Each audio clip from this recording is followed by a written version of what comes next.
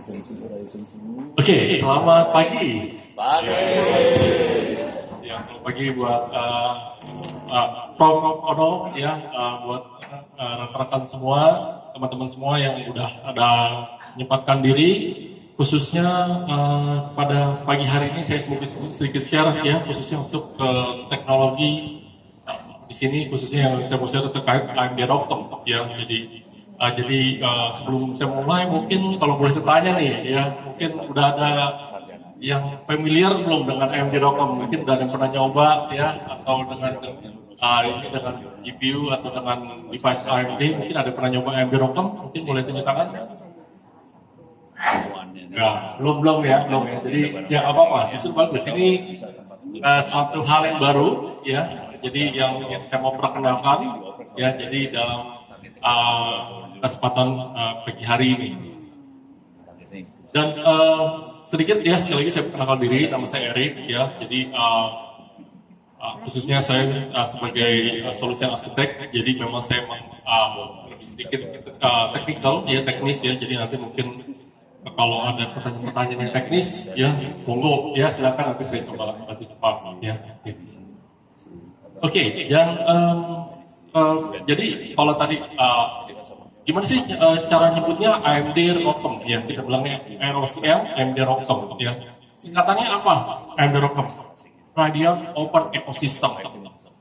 Fungsinya apa sih nih AMD Rocktom ini ya? Ini kita bilang sebagai platform yang kita bisa gunakan ya sebelum untuk kita menjalankan nanti aplikasi AI di atasnya.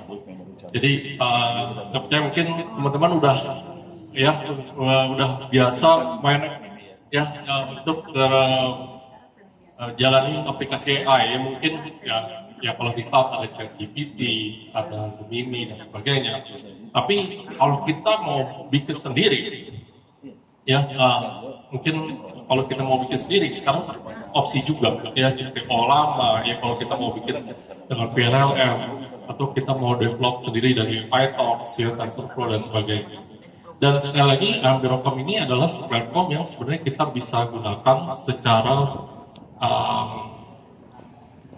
sebagai fondasi ya, dengan yang akan terkoneksi ke GPU yang kita pakai GPU ya untuk graphic processing unit. Nah, sebelumnya saya mau kasih lihat satu video sebagai overview terkait teknologi yang AMD ya, mungkin ada yang udah familiar, ada yang belum. AMD punya teknologinya apa aja sih ya. Jadi sekali lagi AMD kita memang fokus ke teknologi core ya. Jadi kita nggak, apakah AMD ada servernya, ada PC, ada laptopnya? Sebenarnya AMD itu kita hanya mengeluarkan teknologi core, kita ngomongin dari sisi prosesor, ada GPU dan sebagainya. Dan kita kolaborasi dengan brand yang ada di market ya. Kita ada, kalau di laptop, PC laptop ada HP, Lenovo, Asus ya dan sebagainya. Dan kalau di server ya hampir semua brand juga ada, HPE, ada Dell, ada Lenovo dan yang lain juga. Oke, kita lihat satu video bagaimana teknologi AMD sekarang ini digunakan secara luas ya di dunia saat ini.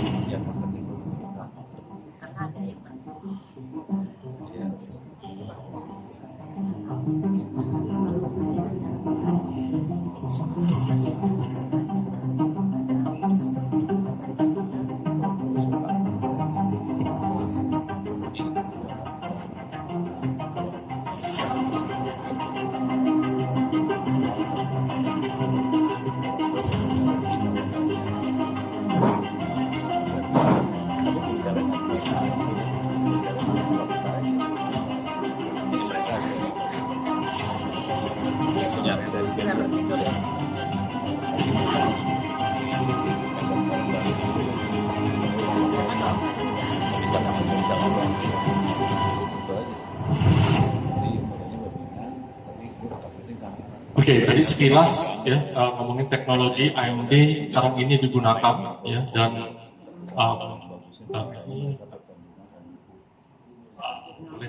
balik lagi.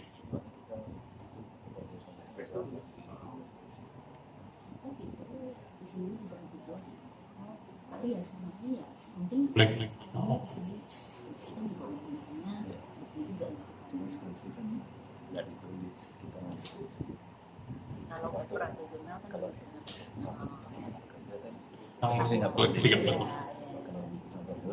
benar-benar ada. Ya tadi sekilas bagaimana teknologi AMD digunakan. Sebenarnya kalau kita ngomongin ya dipakai secara luas ya, kita ngomongin salah satunya kalau kita ngomongin teknologi AMD digunakan adalah ketika zaman COVID itu AMD juga salah satunya digunakan di superkomputer ya, jadi gimana untuk penelitian atau pengembangan untuk vaksin COVID salah satunya.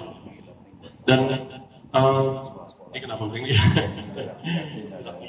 Kayaknya harus sambil colok ya. Oh.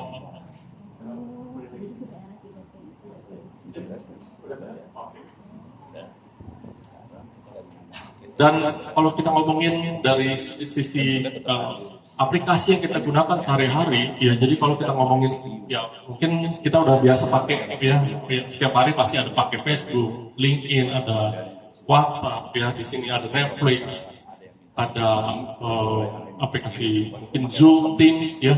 Ini semua aplikasi-aplikasi yang sebenarnya di belakang udah menggunakan teknologinya AMD. Ya, jadi di sini AMD kita punya namanya AMD EPYC Processor yang dipakai di data center, dan sekarang ini udah dipakai secara luas untuk perusahaan-perusahaan untuk menjalankan layanan yang kita pakai sehari-hari.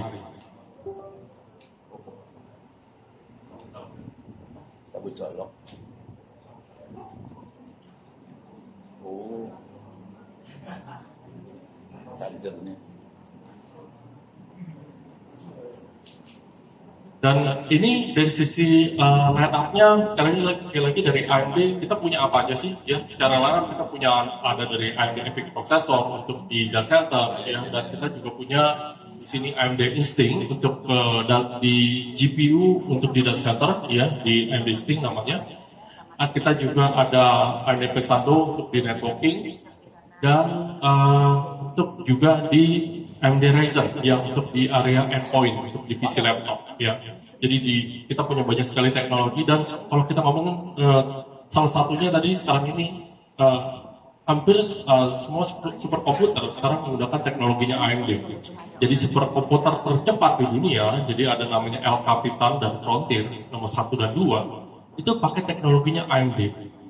Alasannya kenapa? Karena sekarang ini AMD kita punya teknologi yang bisa memberikan performance yang paling optimal ya yang ada di market, dan juga dari sisi power yang efisien ya, artinya performance per watt yang optimal juga.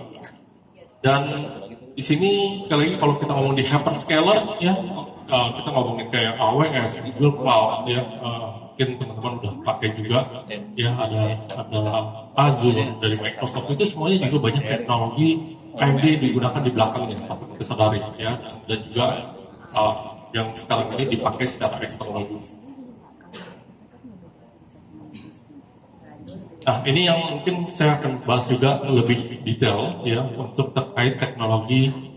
Sekarang trennya seperti apa sih untuk AI ya sekarang ini?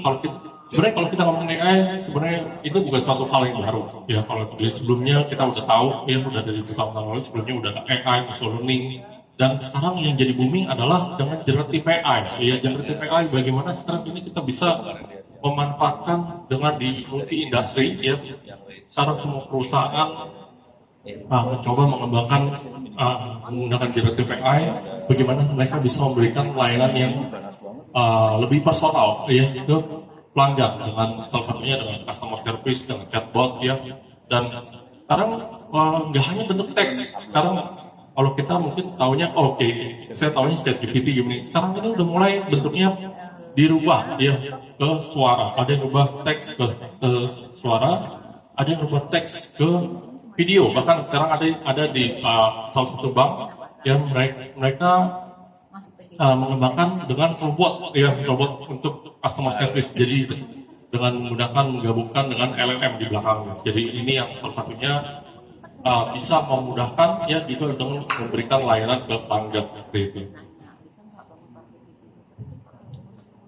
Dan secara kebutuhan seperti apa sih kalau kita ngomongin AI ya, di sini Saya bisa share bahwa kalau kita ngomongin kebutuhan untuk pemrosesan di AI, sebenarnya ada beberapa bagian ya. Jadi ada proses training ya, gimana kita memproses dari data-data yang ada ya, dari suara maupun data teks ya. Atau di sini juga inference ya, gimana kita bisa setelah hasil dari training ini dia melakukan komparatif dari data yang ada. Dan yang berikutnya juga untuk traditional workload ya, ini yang mungkin yang ya sifatnya yang mungkin bukan AI ya, tapi di sini diproses ya, untuk dari kayak contohnya sekarang ini kalau di perusahaan seperti virtualisasi, big data ya, dan banyak lagi. Nah, solusi dari AMD sendiri di sini kita khususnya kita punya dengan di area data center dengan AMD EPIC ya, dan AMD Instinct untuk GPU. Sebenarnya kita sekarang ini menjawab semua kebutuhan ini ya. Jadi kalau kita ngomongin baik yang sifatnya tradisional ya, kita ngomongin database, virtualisasi, sampai ke inference dengan AI. Nah, ini kita sebenarnya bisa gunakan nggak harus dengan GPU, tapi juga dengan AMD EPIC processor pun bisa. Jadi selama mungkin untuk AI-nya lebih ke inferencing dan mungkin untuk model size-nya nggak terlalu besar, ya kita bisa gunakan menggunakan AMD EPIC processor. Untuk AMD Instinct GPU ya, khususnya ini di sini untuk kita peruntukkan untuk yang model size yang lebih besar, contohnya dengan nama ya mungkin yang kita ngomongin 70 billion ya, 400 billion dan sebagainya. Nah, ini mungkin secara guidance ya, ketika kita kapan sih kita gunakan CPU, kapan kita gunakan GPU ya. Jadi kalau kita ngomongin CPU pasti semuanya kita gunakan ya, kita ngomong di komputasi. Tapi kapan kita menggunakan GPU, ini salah satu beberapa guidance yang kita bisa pakai ya. Contohnya kalau kita menggunakan model dataset ya hingga di atas 13 billion ya, contohnya dengan Llama, dengan DeepSeek. Ya, di sini kita bisa menggunakan dengan GPU, dengan AMD Instinct ya, di sini untuk kita gabungkan ya dengan prosesor CPU dan GPU-nya. Dan khususnya juga kalau kita ngomongin model perforce untuk latensinya dan untuk training skalanya yang udah secara lebih besar ya, biasanya ini membutuhkan untuk GPU ya, untuk kita gunakan. Dan untuk AMD EPIC processor sendiri ya, yang ini yang mungkin ada yang teman-teman yang udah familiar, ada yang belum ya. Jadi ini adalah prosesor yang kita keluarkan di data center ya. Jadi di sini khususnya kita sekarang ini kita punya teknologi yang sekarang ini di market. Kita menawarkan hingga di sini 192 core per CPU ya. Jadi ini yang sekarang ini yang paling tinggi di market ya. Jadi dan kalau kita ngomongin dengan dibagi lagi 192 core ini bisa jadi 384 track ya, jadi kali 2. Jadi ini yang khususnya kalau kita ngomongin di area virtualisasi ya, ini bisa lebih banyak lagi. Dan pastinya dengan kita punya kemampuan performance yang lebih optimal ya, di sini kita juga bisa memastikan untuk dan secara VM yang lebih banyak yang kita bisa proses ya, di dalam satu komputasi servernya. Nah, secara ekosistem sekarang ini untuk dengan teknologi AMD EPIC dan AMD Instinct, sekarang ini kita kolaborasi lebih dari 350 platform. Ya, di sini kita ngomongin brand-brand yang ada di market ya, dengan SPI, dengan Dell, dengan Cisco, Lenovo, ya, dan banyak lagi. Dan kalau ngomongin di cloud, ya, juga hampir semua cloud provider sekarang bekerja sama dengan AMD. Ya, jadi kita punya lebih dari 950 instance ya, dengan AWS, Microsoft Azure, Google Cloud dan sebagainya.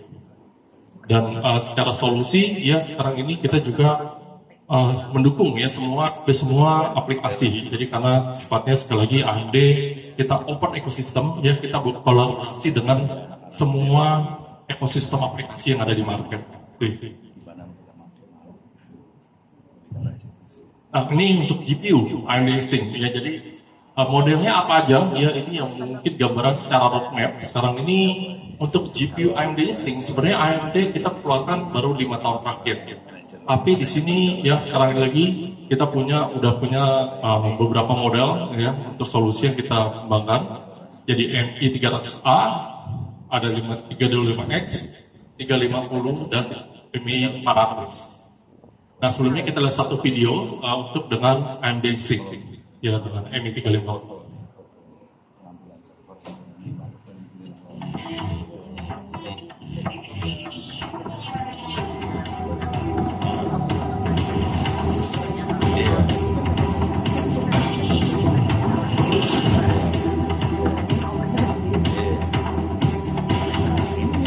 Lihat nih, hanya berapa? Gue melihat ini doang.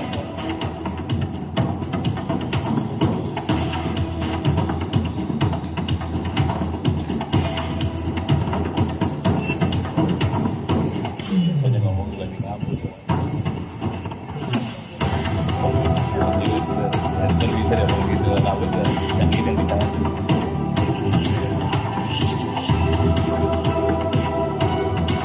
Kalau gue tuh gue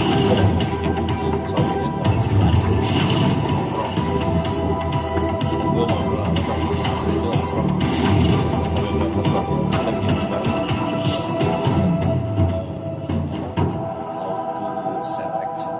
Nah, itu gambaran untuk ya gimana sih modelnya tadi MI Instinct ya MI 350 ya.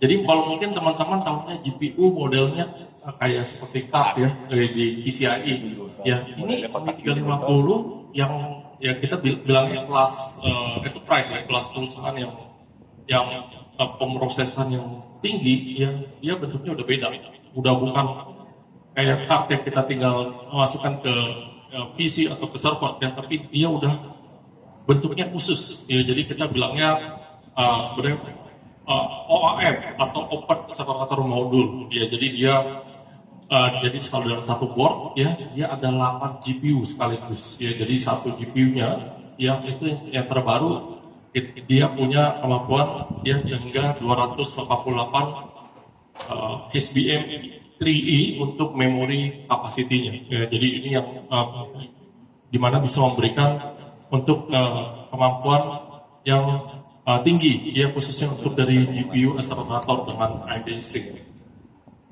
Dan selain itu kita ngomongin dengan AMD Instinct ini apa aja sih kemampuannya ya. Di sini salah satunya kita bisa melakukan virtualisasi ya. Jadi virtualisasi dalam hal ini ya, kalau kita ngomongin GPU ya, kita processing ya, dia mau connect kita misalnya mapping dengan hypervisor seperti KVM ya, kita jalani dengan OS dengan Ubuntu ya, dia bisa melakukan slicing ya. Jadi satu GPU bisa dipecah-pecah ya, jadi sini sampai 8 GPU. Artinya kalau misalnya satu GPU gede banget, saya maunya pakainya mungkin kecil doang ya, dan yang mau pakai rame nih, banyak nih ya, kita bisa pecah-pecah satu GPU-nya. Jadi satu GPU bisa sampai 8 GPU, bisa dipakai misalnya untuk ya 10 kita mapping ke 10 VM atau 10 sistem bersamaan. Jadi setiap ini bisa jalanin aplikasi beda-beda ya, seperti itu. Dan di sini secara solusi yang dikembangkan oleh AMD ya, bahwa yang kita tawarkan ini ya sekarang ini nggak hanya kita ngomongin dari sisi komponen CPU, GPU, tapi juga yang sifatnya rack scale ya. Ini juga yang sekarang ini banyak digunakan hyperscaler ya. Jadi seperti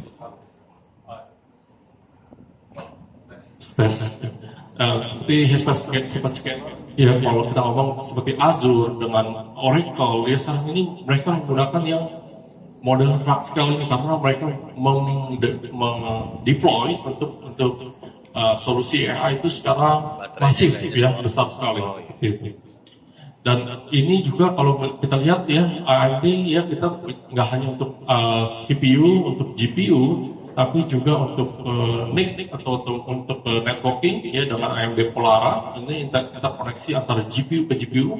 Kenapa sih kita butuh ya sampai networking juga ya? Ini karena untuk interkoneksi ya. Jadi kalau kita udah processing data yang besar ya, kita ngomongin CPU dan GPU, yang berikutnya adalah interkoneksinya juga harus kencang. Kalau nggak kencang dia jadi bottleneck asli, jadi nggak bisa pemrosesan secara lebih baik, secara optimal. Nah ini di sini untuk GPU, CPU ini, CPU GPU ini juga terkoneksi dengan networking dengan AMD Pollara ini dengan kemampuan sampai 400 Gbps per masing-masing portnya. Dan ini semuanya udah mendukung untuk open standard, ya OCP, ya Open Common Platform, dan UEC untuk di sini untuk Ultra Ethernet, ya ini standar open network yang dikembangkan di industri sekarang ini. Jadi AMD sekarang ini yang pertama kali mengeluarkan namanya AI NIC, ya dengan AMD Pollara di sini.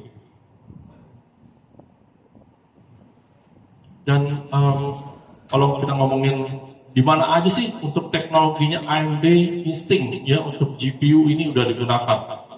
Ya di sini kita bisa lihat sebenarnya 7 dari 10 perusahaan AI terbesar di dunia udah menggunakan teknologinya AMD. Jadi contohnya di sini dengan Microsoft, ya dengan Azure, dengan Facebook Meta, ya OpenAI, Tesla, xAI, Oracle, ya LinkedIn, Samsung, dan banyak lagi. Ya ini bagaimana khususnya kita lihat perusahaan-perusahaan besar sekarang ini berlomba-lomba untuk mengembangkan aplikasi AI ya untuk yang bisa ditawarkan menjadi keunggulan ya, jadi bagi ketika mereka menawarkan layanan-layanan mereka yang ada di market saat ini.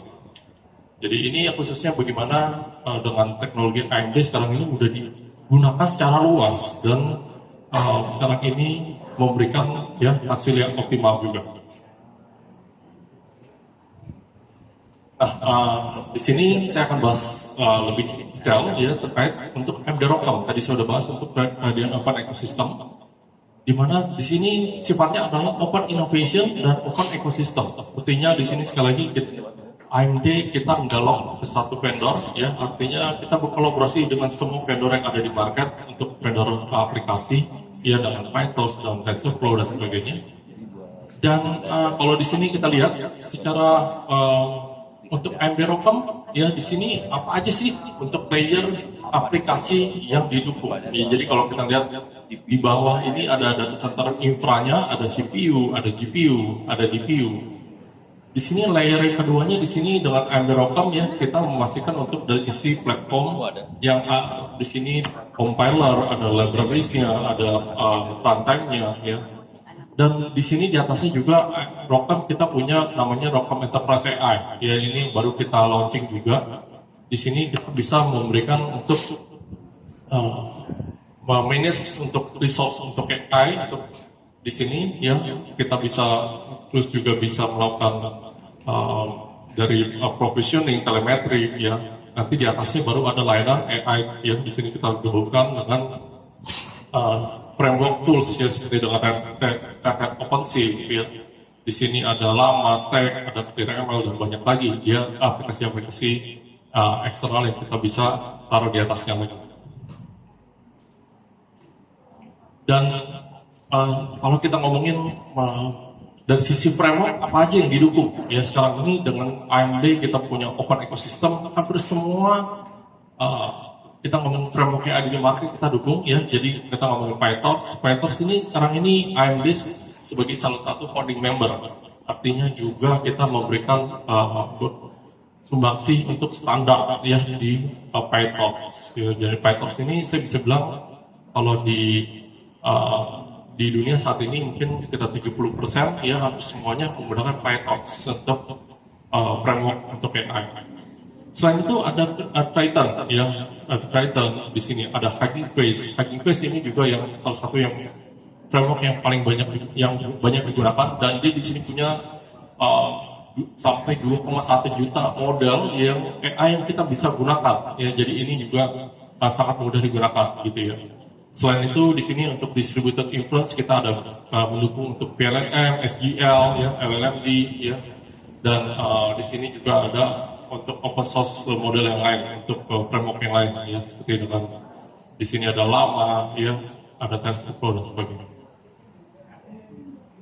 Dan AMD kita berkolaborasi juga dengan OpenAI ya, OpenAI di mana dalam hal ini kita memastikan untuk dari sisi model yang terbaru yang didukung dan juga dukungan untuk support ya di sini. Kalau kita lihat AMD Chatbot sekarang ini menempati posisi nomor 2 di Hugging Face ya untuk Space of the Week. Dan juga kalau kita ngomongin untuk dari device yang kita dukung ya sekarang ini baik dengan AMD Instinct untuk GPU AMD Radeon untuk di endpoint untuk di PC dan laptop ya, dan juga Ryzen AI processor. Ya, jadi di sini semuanya kita udah bisa dukung, kita udah bisa gunakan. Jadi nggak perlu harus, kita kalau mau tes ROCm gimana ya, apakah harus pakai server? Enggak juga ya, sebenarnya bisa mau pakai PC atau laptop, kita mau pakai GPU di dalamnya, pakai namanya GPU AMD Radeon yang satu card, itu tinggal diinstal aja dan kita bisa langsung tes, kita bisa gunakan ya, itu secara mudah ya dengan Radeon GPU ya. Jadi ini yang kalau Radeon GPU mungkin yang GPU yang biasa kita gunakan untuk gaming yang satu ini, tapi juga kita bisa utilisasi di sini untuk kita bilang untuk lebih ke development ya, untuk di AI seluruh. Karena untuk production biasanya di perusahaan pakainya yang kelasnya kelas lebih tinggi lagi gitu ya, untuk pemrosesan yang lebih cepat lagi gitu ya. Tapi untuk AMD Radeon ini kita bisa gunakan untuk buat teman-teman yang mau develop ya, coba mau develop, mau tes dengan AMD ROCm di sini. Nah, untuk AMD ROCm sendiri sebenarnya ada versinya ya. Yang terbaru yang kita baru keluarkan adalah ROCm versi 7 ya di sini. Apa sih bedanya dengan versi sebelumnya? Apa ada pembaruan atau ada apa yang jadi value-nya? Ya di sini khususnya kita ngomongin untuk dari sisi dengan aplikasi ini pasti udah mappingnya dengan GPU yang ada ya, dari yang terbaru sampai yang terbaru. Dan di sini udah mendukung dengan banyak tambahan-tambahan fitur ya yang kita bisa lihat juga. Nah ini contohnya untuk di area inference ya, mungkin kalau dari yang belakang agak kurang kelihatan ya. Di sini contohnya kita mendukung dengan VLLM, LMD ya, dengan SGLang ya, dan banyak lagi untuk dari sisi kernel, untuk optimisasi ya, dan data type yang kita bisa dukung dengan ROCm. Dan secara perbandingan, kalau kita bandingkan ROCm 7 dengan ROCm 6 ya, di sisi inference ya, di sini secara average dia bisa sampai performance-nya lebih optimal hingga 3,5 kali lipat ya. Di sini kita bandingkan ya, kalau kita running dengan lama 3.170 billion atau K1 atau DeepSeek ya, dan banyak lagi. Jadi ini kita bisa khususnya dengan yang terbaru dengan ROCm 7 ya, kita bisa dapetin hasil yang jauh lebih cepat juga dalam hal ini. Dan untuk training juga di sini ya, kita udah mendukung untuk sekali lagi untuk open source model ya, dengan framework dengan PyTorch ya. Di sini ada JAX, ada TensorFlow ya, ada dan banyak lagi ya, khususnya untuk dari sisi paralelisasi juga algoritmanya yang sudah diimprove di sini. Dan untuk training juga di sini kita bisa mendapatkan untuk dari sisi performance hingga 3 kali lipat ya, dari yang lebih cepat ya dibandingkan generasi sebelumnya. Nah, yang terbaru yang kita baru keluarkan juga adalah di sini dengan fiturnya namanya New Enterprise AI Capabilities atau dengan ROCm Enterprise AI ya. Dimana di sini sebenarnya untuk perusahaan kita ada namanya AMD Resource Manager ya. Jadi di sini kita bisa manage ya dari sisi sumber daya untuk CPU, GPU ya, dengan sisi workload dan utilisasinya. Untuk AI Workbench ya, di sini untuk kita bisa melakukan fine tuning ya dari sisi generative AI yang kita menggunakan. Nah ini salah satu gambarannya ya untuk Resource Manager ya. Jadi dia ada dashboardnya, jadi kita bisa lihat nih nanti utilisasinya, kita mau bagi-bagi untuk CPU, GPU yang mau kita gunakan. Dan AI Workbench ya juga untuk kita melakukan fine tuning ya di sini. Untuk buat teman-teman developer juga di sini bisa memudahkan ya. Kita bisa lihat sekarang kalau kita mau fine tuning model yang kita gunakan, contohnya dengan lama, dengan DeepSeek itu tinggal udah sangat mudah ya menggunakan AI Workbench ini. Nah, ini gambaran juga apa sih bedanya kalau mungkin yang teman-teman udah menggunakan yang sekarang yang dengan yang non AMD ya. Saya mau coba nih dengan yang AMD, apa sih bedanya? Sebenarnya kita bisa bilang bahwa secara kalau kita menggunakan framework ya dengan yang ada di market, kita ngomong dengan PyTorch, dengan TensorFlow, dengan Onyx, dengan JAX ya, itu sebenarnya kita udah namanya drop in, artinya sebenarnya nggak ada code yang berubah ya, semuanya sama. Jadi nggak sebenarnya lebih mudah ya. Jadi ini kita ngomongin karena sekali lagi AMD ya kita mendukung untuk open ekosistem dengan Python. Sorry, untuk proyektor ini. Oke. Dan ya di sini juga kita ada untuk dari library yang udah kalau kita menggunakan development dengan C++ ya atau menggunakan library seperti ini, kita juga ada equivalent library-nya, jadi yang setara comparable. Nah ini cara step by step-nya. Kalau mungkin nih teman-teman, gimana nih saya mau mulai nih? Ya saya udah ada GPU-nya dengan AMD, contohnya saya udah punya AMD Radeon GPU dengan mungkin contohnya dengan PC atau laptop yang teman-teman punya. Saya mau coba dong. Nah ini cara step by step-nya sebenarnya gampang banget ya. Ini kita diinstal ROCm ya. Ini ada step by step-nya di websitenya AMD ya, kita publish, tinggal search saja di Google install ROCm, nanti ada ketemu step by step-nya seperti apa. Dan di sini kalau kita mau install PyTorch ya dengan ada namanya pipwheel ya, jadi kita tinggal masuk ke website PyTorch, kita tinggal ambil aja. Jadi di sini kita mau pakai versi yang mana gitu ya, versi yang preview atau yang stable. Nah ini nanti kita tinggal pilih ROCm-nya. Ya kita pakai ROCm 6 atau ROCm 7 yang paling baru ya, dengan language-nya pakai Python di sini. Nanti ada keluar komen lainnya, kita tinggal jalanin. Dan secara code sekali lagi di sini ya sama persis ya, jadi nggak ada kita udah develop code di atasnya sebenarnya nggak ada perubahan. Nah AMD di sini juga kita punya beberapa untuk tools yang kita gunakan ya untuk namanya Infinity Hub ya. Jadi di sini mungkin kalau kita ya yang udah menggunakan Docker atau kontainer ya, di sini AMD kita udah publish ya, sebenarnya mau running dengan VLLM, dengan Python, TensorFlow ya, ini kita tinggal ambil aja. Ini ada tinggal saja di Google AMD Infinity Hub ya, ini tinggal nanti dia udah ada full tag-nya, jadi kita bisa ngambil kontainernya, kita tinggal download ya, dan kita tinggal jalanin aja ya. Jadi ini memudahkan kita juga ya untuk menggunakan ini. Untuk AMD ROCm ya, Software Developer Hub, kita juga di sini ada punya ya semacam e-learning lah ya, jadi buat teman-teman yang mau belajar lebih detail gimana sih caranya pakainya ya. Ini kita ada online-nya namanya Software Developer Hub ya, ini di websitenya AMD, tinggal search saja. Jadi ini nanti udah ada e-learning, udah ada community guide-nya ya, jadi kita bisa belajar lebih detail. Nah, buat teman-teman juga yang mau testing, saya belum ada nih PC atau laptop gaming yang bisa dipakai atau buat testing, belum ada GPU juga. Nah, AMD juga kita punya fasilitas ya yang namanya di sini Developer Cloud ya, yang buat teman-teman bisa pakai. Ya, jadi di sini untuk AMD Developer Cloud yang di sini kita bisa gunakan ya dengan di dalamnya udah ada ya, ini sama persis kayak cloud yang bisa kita gunakan, cuma ada GPU-nya.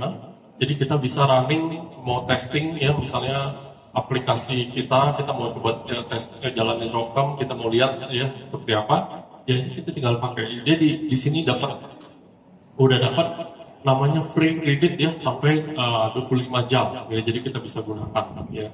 Jadi ini gampang dan mudah sekali ya, kita bisa gunakan ya untuk buat kita testing. Dan selain itu ya, kita juga ada program yang namanya AMD ROCm Star ya, ini untuk buat teman-teman developer ya.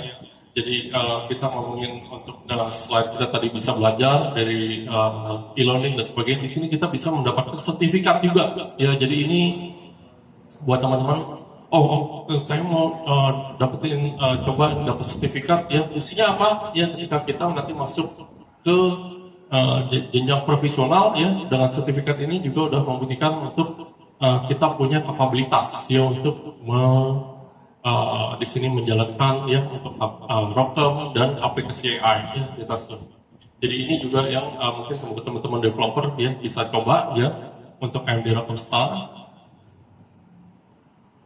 Dan kita juga ada nama program ini untuk dengan data AI agent ya di sini untuk challenge. Jadi namanya hackathon ya buat teman-teman yang developer yang interest yang suka.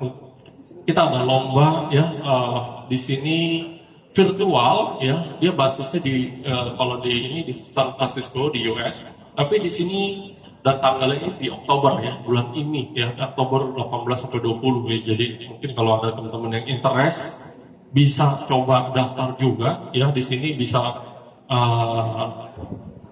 timnya boleh sendiri atau bisa sampai 3 orang ya dalam satu grup ya.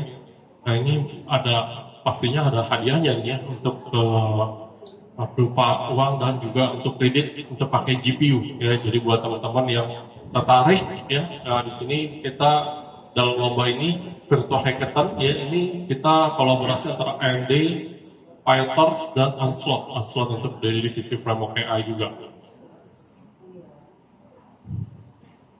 Dan di sini ya sekali lagi yang saya mau coba simpulkan untuk dari sisi key value ya, dari sisi bagaimana sekarang ini dengan teknologi inovasi AI yang AMD kembangkan di sini kita menerapkan nggak hanya dari sisi performance ya dari TCO, tapi juga di sini memudahkan kita untuk memigrasi ya dari kalau sebelumnya khususnya yang kita udah pakai yang non AMD, mau coba AMD sebenarnya nggak ada, kita sifatnya drop in sebenarnya gampang sekali, nggak ada perubahan dari sisi coding dan sebagainya. Dan dari sisi aplikasi dalam program kita pastikan ini adalah open ekosistem ya, jadi kita mendukung semua aplikasi framework yang ada di market ya. Jadi di sini untuk memudahkan kita juga memudahkan dengan AMD Steam dan AMD Rocker. Dan buat teman-teman ya khususnya di sini kita sangat mendukung sekali kalau buat teman-teman yang mau belajar ya dan mau jadi developer untuk khusus di area AI spesialisasi ya. Jadi kita punya banyak sekali program-program yang bisa kita manfaatkan ya. Jadi untuk belajar dan untuk ambil sertifikasi bahkan mau ikut kompetisi atau lomba tadi seperti itu ya. Jadi itu yang mungkin saya mau share ya. Mungkin itu ya, semoga bisa sekali lagi dari prestasi pada pagi siang ini bisa memberikan tambahan wawasan baru ya buat teman-teman dan juga bisa terus ya belajar ya khususnya untuk teknologi-teknologi ini yang khususnya untuk bagaimana kita beradaptasi ya khususnya untuk teknologi untuk di area solusi AI ya. Mungkin itu saya kembalikan kepada Anda ya. Terima kasih.